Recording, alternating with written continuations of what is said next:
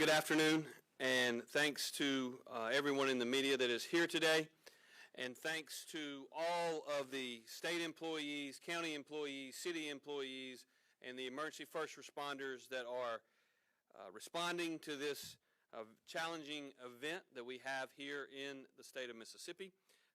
The good news is that the precipitation has completely moved out of our state.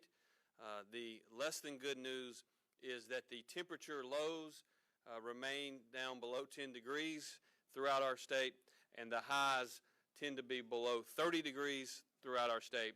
And so much of the ice accumulation that occurred and transpired from Friday night through Saturday and through yesterday, much of that ice is still creating significant challenges for emergency personnel and for the Department of Transportation. We'll address each of that as we progress forward.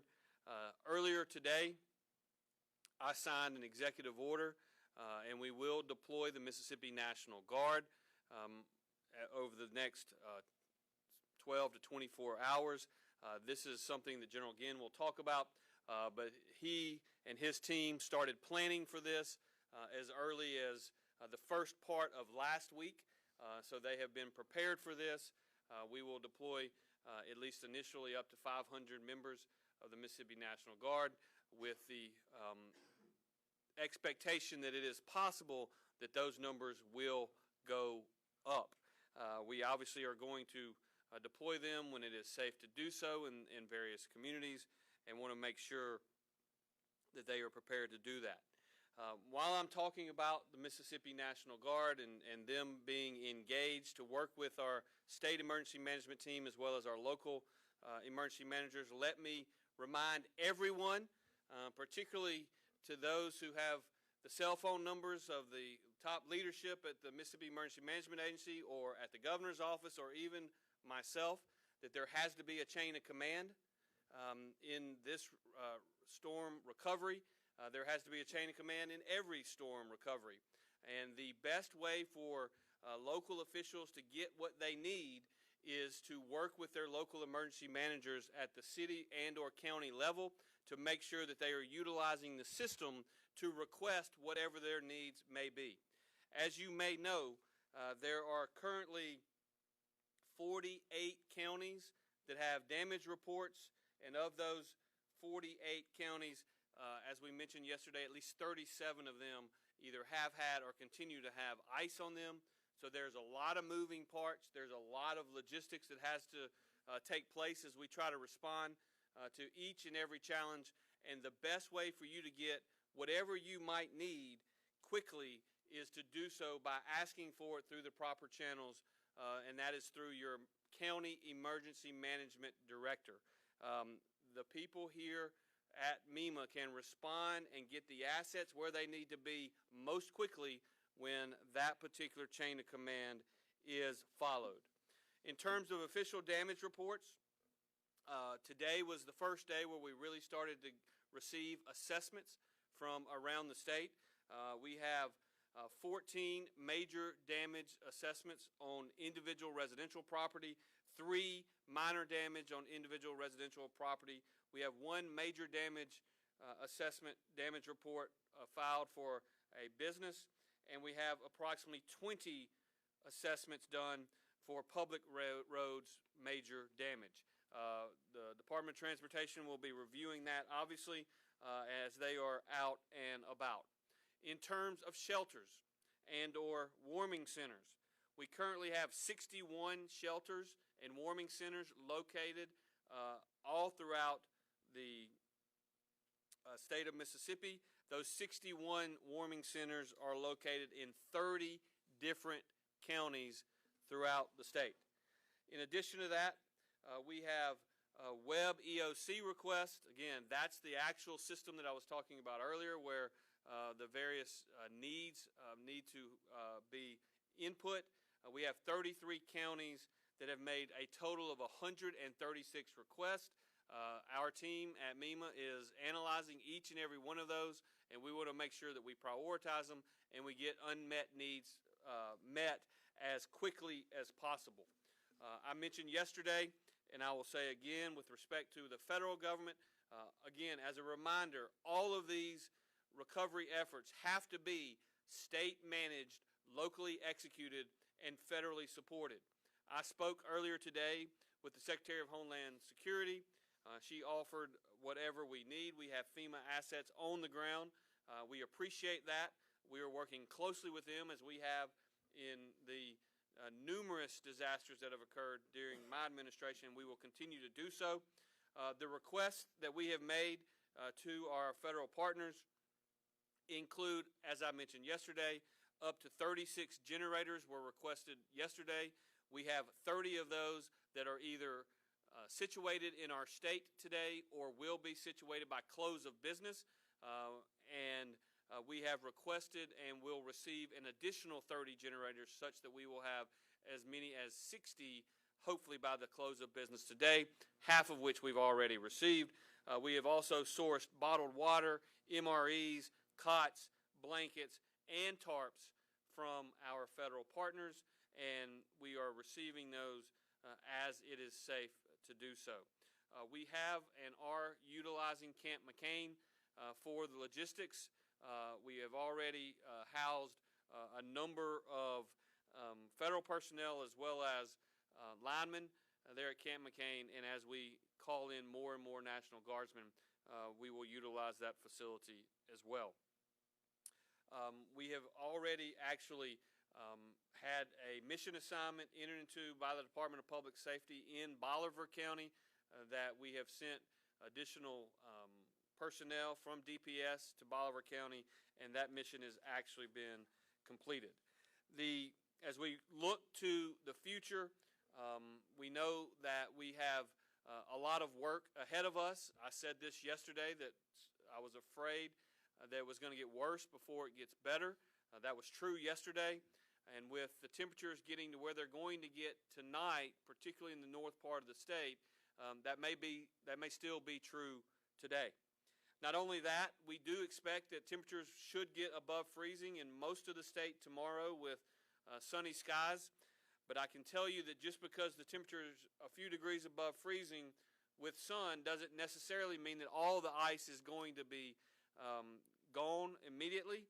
It's going to take a little time, but we do see a window of Tuesday, Wednesday, and Thursday of potential to get a lot of resources out to the counties.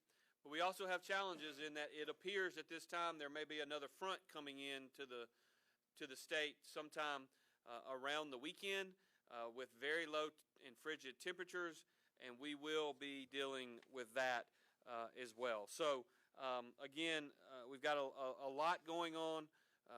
We're doing a lot of work here. We're sourcing a lot of potential things for each individual county that has requested it, and we will continue to do so.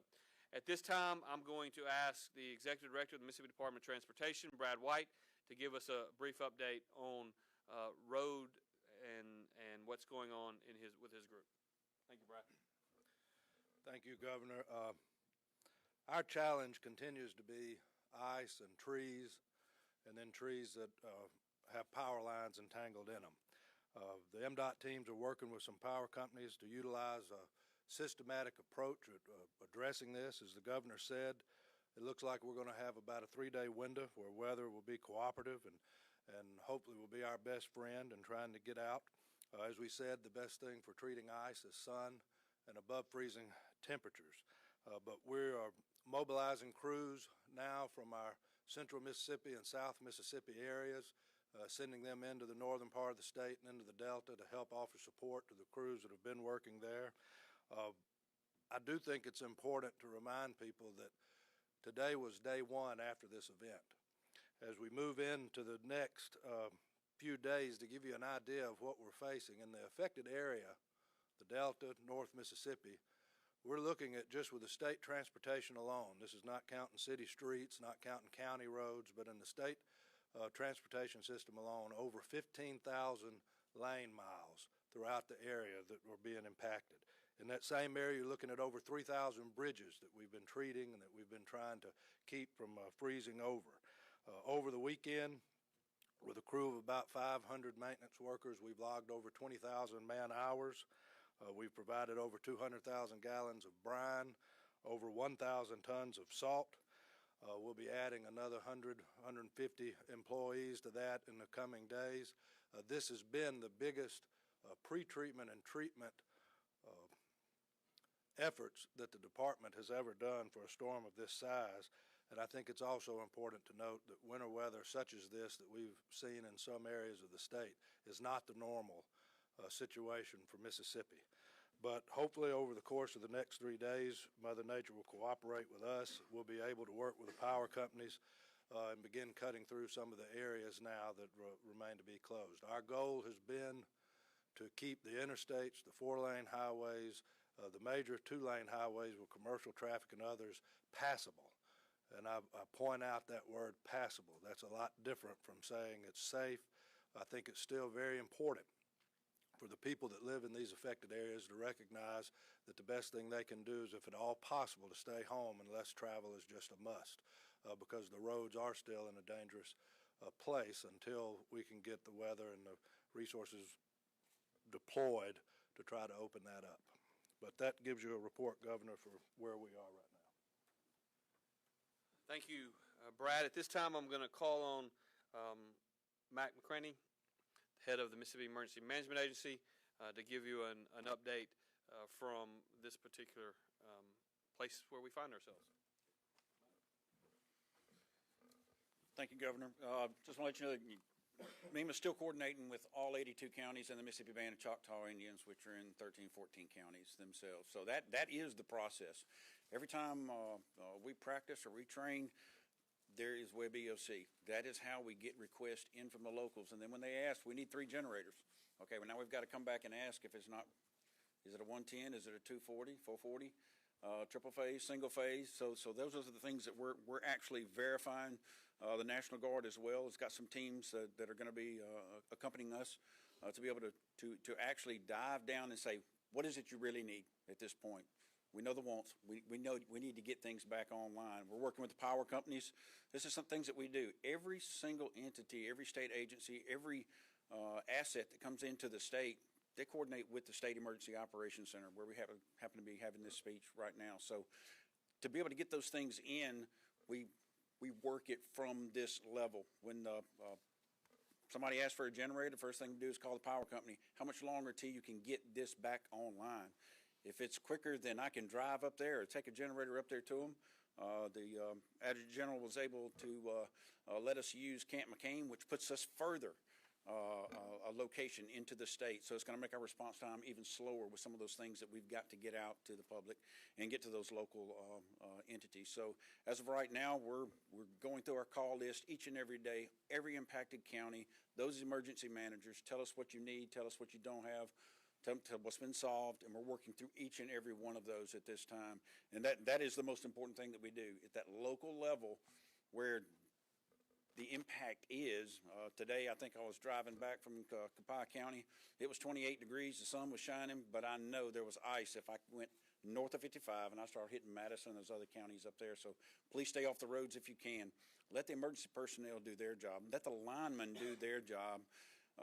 Because they don't need the traffic on the roads that are already dangerous for them. That is some of the biggest issues that we have is people are sightseeing. Sightsee from your front door. Don't drive around a county, because then we're dealing with another accident, another call for service. The local responders, fuel is one of those things we're trying to put fuel in each and every vehicle out there. That's a public safety need, and getting those up there. National Guard is going to be able to bring on some of those assets as our private vendors were able to do. So that's the update this time, and I'll be ready for any questions at the end. Thank you, Mac, and I will turn it over to General Ginn, the Adjutant General of the Mississippi National Guard. As I mentioned earlier, he has been planning for the potential for deployment for almost a week now, and I did sign the executive order just a little while ago for him to now deploy assets. So, General Ginn. Thank you, Governor. Like the Governor said, we started planning about a week ago with all of our units out there, and we're prepared now to go ahead and mobilize about 500 servicemen and women tomorrow. We'll bring them into their armories, we'll rally them, and kick them out. We mostly going to be FSCs, which is forward support companies, which have a lot of logistical capability within those units. Also, we'll have some aviation units as well. We'll probably stage them out of Camp McCain and probably out of Tupelo, Mississippi as well. Again, from debris cleanup to traffic control, we're going to build this task force, and without a doubt, we'll get everybody headed toward our Tactical Operations Center, which will be based out of Camp McCain, and then from there we'll kick out to some of the different armories within Mississippi, no doubt Tupelo, Oxford, that area, maybe even the Corinth Armory as well. So anyway, I foresee us getting on the road by tomorrow afternoon and being fully mission capable, fully operational by Wednesday morning. So pending any questions, that's all I have, Governor. Thank you. Thank you, General, again. Again, I said this yesterday. I'm just going to reiterate it today. Ice storms are different than virtually any other type of storm that we deal with. And it's particularly different when you see the ice come in and then 48 hours or so after the precipitation leaves, the temperature has still not gotten above freezing, and therefore it creates challenges in terms of getting assets deployed. And that's where we find ourselves today, is we are trying to make sure that we can time this to get resources wherever they are needed as quickly as is humanly possible, but to do it in a safe way so that we don't put more Mississippians in danger. So again, we've got a team that has been working on that now for the last 4 to 5 days, and will be continuously prepared to make progress with respect to that. So again, I'll conclude by simply saying thank you to all of y'all who are working around the clock, our local officials, our state officials, our emergency first responders, and we will get through this, but we're not going to get through it today, and we're not going to get through it tomorrow. This is going to take time, and particularly where there are power outages. We have seen the severity of this storm. Most of us have seen the size of this storm and how many different states across the country have been affected by it. I believe the President signed an initial disaster declaration that included about 12 to 14 states. I believe there were 30 states potentially impacted. And just to put things in perspective for you, there is currently 750,000 homes across the country without power. Over 1 in 5 of them, over 20%, are here in Mississippi. We reached a peak of about 180,000. That has now down below 150,000, but it's somewhat like whack-a-mole. Every time one of the utility companies and power companies gets a large group back online, we have another tree fall, or we have another limb fall, or we have another power outage. And so we've seen a lot of that over the last 24 to 48 hours. It doesn't mean that people aren't working and working very hard and doing it in a safe way. It's just a challenging environment out there. So again, I'm not going to stand up here and ask anybody for patience, because I don't blame you to not have patience, particularly if you don't have power right now. I'm just telling you, it is going to take some time to get all of the power restored and to get the roads clean, and it's just going to take more time than any of us would like for it to. It's just this is the fact of where we find ourselves. So with that, I'll answer any questions. We'll start with someone from online. Yes, Amy with AP has a question.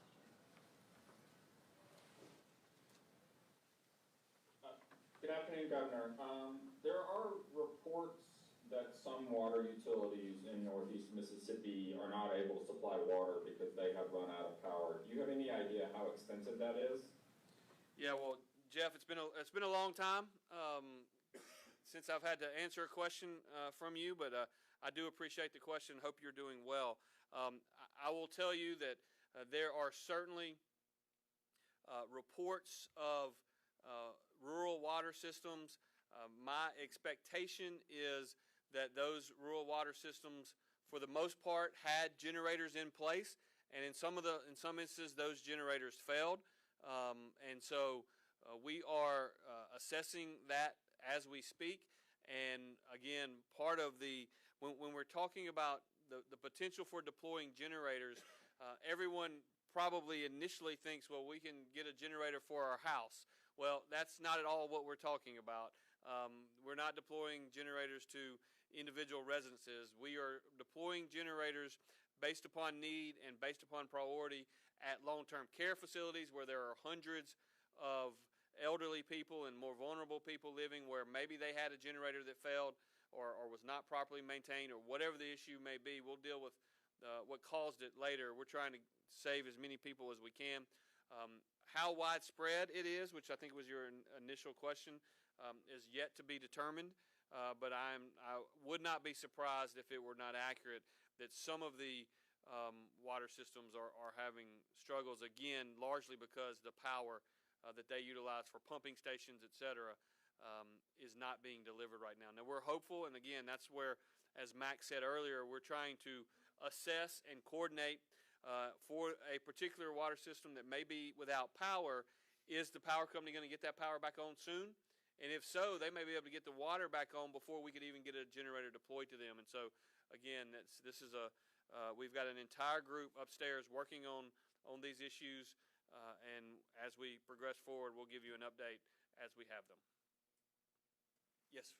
I know you got some damage reports today, but like, are you able to put in perspective like how bad it was compared to the other ice storms we've had since the 90s? Like, yeah. So the question is, how bad is it now compared to the 90s or the storm in the 90s? As you all know, we had a major ice storm in 1994.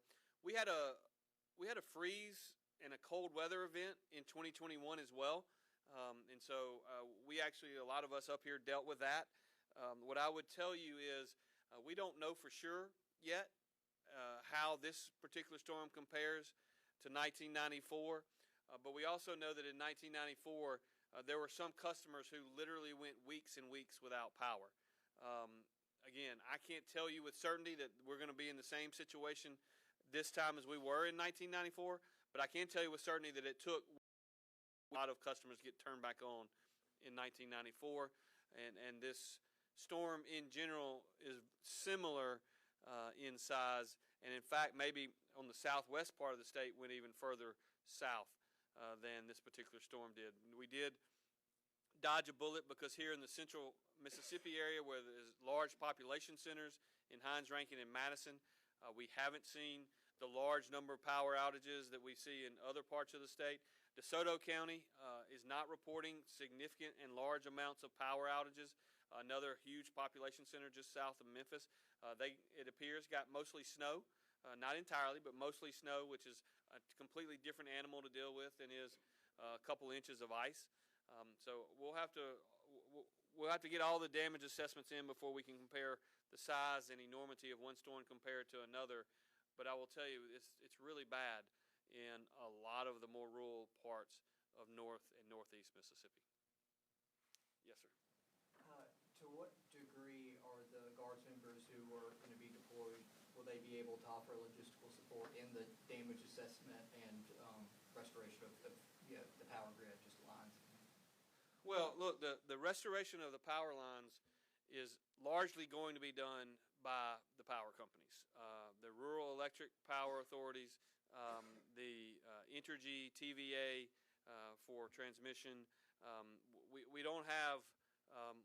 To my knowledge, we don't have a whole bunch of Mississippi National Guardsmen that are waiting to go and put up poles and things such as that. So they're going to be primarily focused on logistics and getting resources to where they need to be. And General Gann, you want to? That's exactly right, Governor. We'll be focusing on logistics mainly, getting water, food, distribution points, whether it be by wheel vehicles or by air if need be, generators by air if need be, primarily focused on that. And the delivery vehicles will be 10-ton Hemet wreckers, Hemet tankers, providing fuel, which are 10-ton vehicles that are large vehicles that carry, for example, large amounts of cargo and large amounts of fuel. So that's where we'll primarily be working on. Governor. Yeah, and just to, I mean, look, I've gotten every question you can imagine from friends all over the state today. You should not expect to see a lot of Mississippi National Guardsmen with chainsaws helping individuals cut their way out of their driveway. That's not likely going to occur. You probably shouldn't expect to see a lot of Mississippi National Guardsmen in uniform up on light poles putting the lines back in order. There are relationships, there are groups from out of state that will come in and are already here, have already been stationed here, that have certainly contracts with the actual utility providers that are responsible for it. And so the number of linesmen in Mississippi today and over the next week or so is going to be significantly greater than what these companies are accustomed to because of these compacts that they have in place. Just like if this major damage had occurred in West Virginia, a lot of our linemen, and we had got nothing, then a lot of our linemen would be in West Virginia helping them. So it is a unique skill that is required to get the power up and running. That is a skill that I do not personally have, and a skill that we do not personally have built up within our team. But the good news is these compacts and these relationships from one utility company to another, there will be a huge surge into Mississippi. But even so, they can't all get here. We pre-positioned a large number of them that are already out and about working. Some of them are working to get here now, and that will continue to occur in the coming days. Catherine Lynn with Mississippi Today has a question. I was wondering if the number of generators coming from FEMA will be enough, or if you anticipate needing more. Well, yesterday I told you that we had requested 30. Today we have received 30. We are anticipating getting an additional 30 tomorrow, and so that will be 60. What I would tell you to answer that question is we can't really answer whether or not 60 will be enough because a lot of that depends on the coordination as to exactly what the needs are, exactly how long it's going to take certain rural electric authorities and TVA and Entergy and other power providers to get the power back on in various counties. And so we will, what I can assure you of, if the 30 we receive by close of business today is not enough, and the 30 that we receive by close of business tomorrow is not enough, we will ask for more. And we will do whatever it takes to work to get exactly what is needed to get the recovery going as soon and as is humanly possible. But look, you know, there are hooking up a generator at some of these power stations is also not the easiest thing to do. We have a relationship with the U.S. Army Corps of Engineers where they're providing teams to help us get those generators hooked up in areas where they need to be. There's a lot of work and a lot of logistics and a lot of effort that is going into each and every one of those. But I will assure you, if the 60 that we have requested and expect to receive by tomorrow are not enough, we will either through the private sector or through our federal partners request more, and we will receive more. Matt LaBonde with Mississippi Live Weather. Hey, Matt.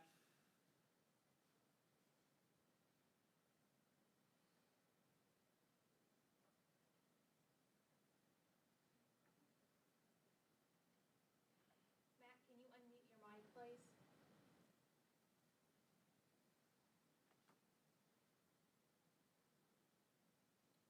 I'm so sorry about that. Matt Law, Mississippi Live Weather. We have a lot of viewers here in North Mississippi who are quite literally freezing and facing single-digit temperatures for tonight and the next couple of days. What do you say to them?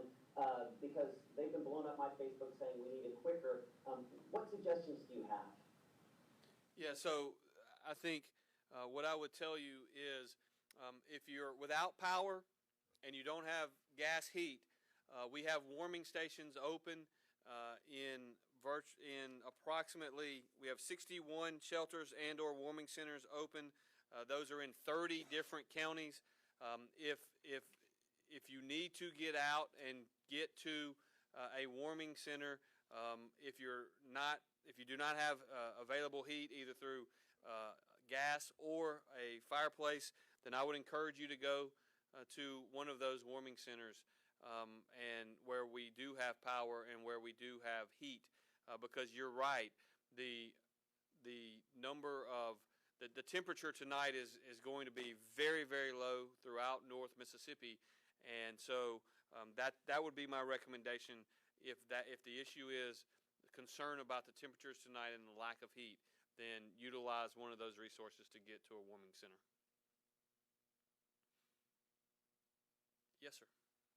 Director McCraney, can you speak to the extent that the improvements in road conditions have improved over the last 24 hours? Like I know that, for example, Interstate 22 was backed up around Holly Springs for the course of the day, but wreckers were finally able to get in a little bit early this afternoon, so traffic started moving again. So just like the major roadways in terms of Yeah, I think Brad White talked about it, MDOT, you know, the big systems that the state manages, the state duty roads and also the major highways, they've been able to put a lot of miles in to actually keep some one lanes open. But the ones I'm worried about, the ones that cause me the worst problems are the secondary roads. And that's where you get off the highway, you exit, you see the gas station, you fill up, and then you got about another 8 miles to go to your home. You're going up the hill or down the hill in Yalobusha and other counties that I've been through. That is where the huge problem is. The pine trees and all the trees that covered, where the sun does not hit is an icy patch, and that's where 911 services are being used. The wreckers are having to come pull them out because they got the people out. They took them to the hospital, and then they're having to deal with the wreckage to try to get that out of the way as well. So I'm not going to say conditions are improved to my to satisfy me at this time. Mother Nature still got that vote. She's still got a lock on the temperature being down so low that the refreezing has already started throughout the state, and that's where the National Guard comes in, and this team that they're able to bring up there is he's got airlift. I don't. I'll borrow his airlift, so that's an opportunity to get something to somewhere quickly, and to actually be able to get the generators where they need to be, and in a timely area. So for me to say that my crews that are out there as well as Brad's, we're out there in it because we have to be in it. But this slow motion move, and I've not seen any of my vehicles with ice skates on them.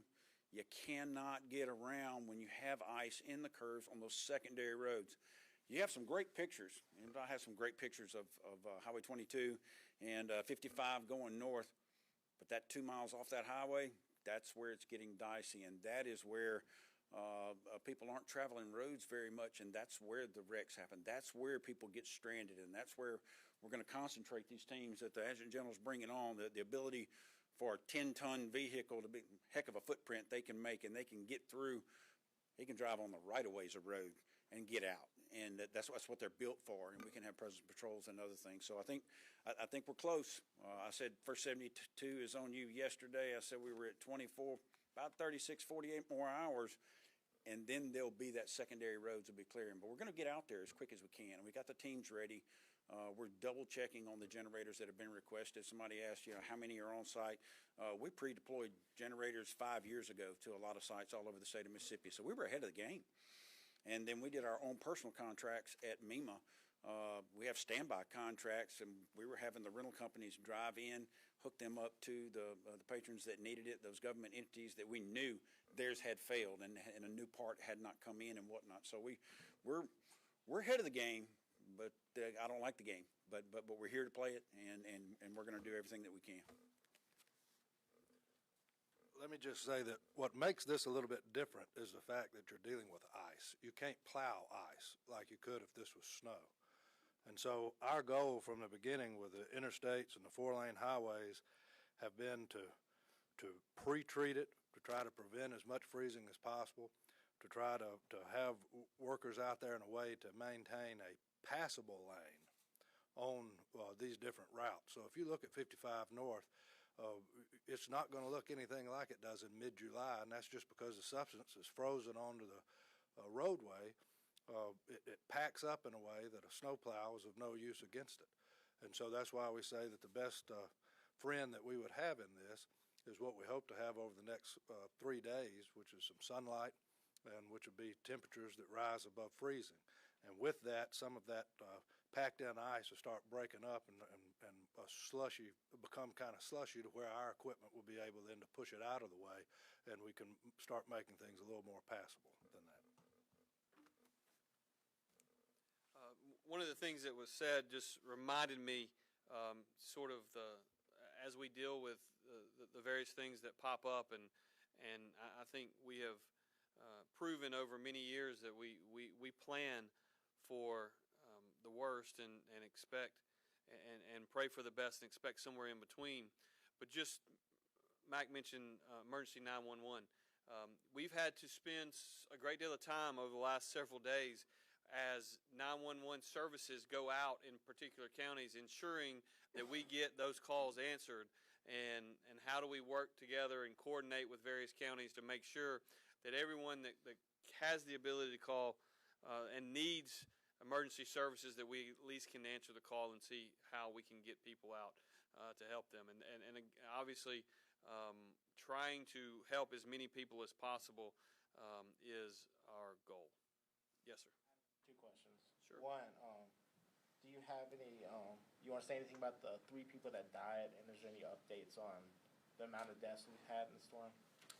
Yeah, so we have 2 confirmed fatalities at this time, one in Hinds County, one in Tishomingo County.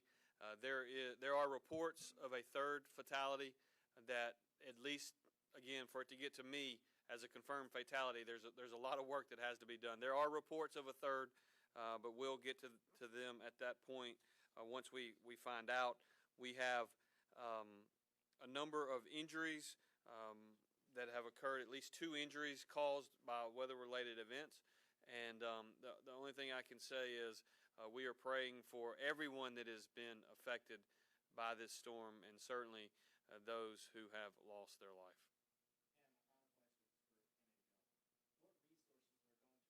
Energy said in their press conference at 3 o'clock today that's the hardest hit area in the state in terms of power line damage.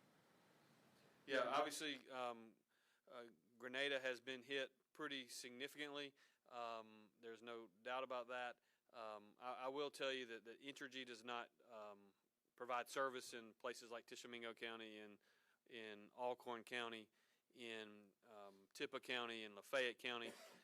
The latest numbers I have seen, at least by some of the rural electric authorities, is as many as 50 to 60% in those 3 northern counties are without power, and maybe even a higher percentage than that in certain areas of Lafayette County. And so we are working with the local emergency management coordinators in Grenada County. I am not aware of any unmet needs at this time that we have not yet been able to resource. Obviously, we've got assets very near there at Camp McCain, and so we will continue to deploy whatever is needed to try to help the people in Grenada County and beyond throughout the entire state. Well, look, it appears that's all the questions at this time. I sincerely appreciate all of you for being here. Getting the word out is incredibly important. And one other piece of advice that I just want to mention from Matt's question earlier is check on your neighbors, check on your friends, check on your family. Particularly if you have heat and you know that there is a shut-in down the road, one way or the other, and you don't know if they do or not, please reach out to them. Try to reach out and help your neighbors because these are very challenging times. And today and tonight is going to be very challenging simply because the temperature is going to get below 10 degrees again, and it did not get above freezing today at all. So, again, check on your friends, check on your neighbors, call your family members. If they need help, reach out and let us try to help get them help. So with that, again, thank you, and keep praying for Mississippi. Thank you all, and God bless.